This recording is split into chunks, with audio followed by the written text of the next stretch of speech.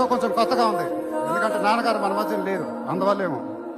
ఆయన నా సినిమా చూసి రికార్డుల గురించి కలెక్షన్ గురించి చెప్తుంటే చాలా ఆనందం వేసేది. ఆ ఫోన్ కాల్ కోసం ఎదురు చూస్తూ ఉండేవాడిని. దానికోసమేగా ఇవన్నీ సినిమాలు ఇవన్నీ. ఇప్పుడు అవన్నీ మీరే చెప్పాలి నాకు.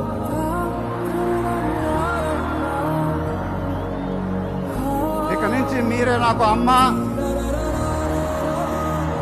మీరే నాకు నాన్న, మీరే నాకు అన్ని.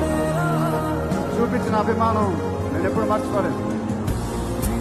ప్రతి ఏడు అది పెరుగుతానే ఉంది. అది థ్యాంక్ యూ సో మచ్. మాటలు లేవు, ఏం చెప్పాలో నాకు తెలియదు. ఎప్పుడు చెప్తూ ఉంటానుగా, చేతులు ఎత్తి దండం పెట్టడం తప్ప ఏం తెలియదు.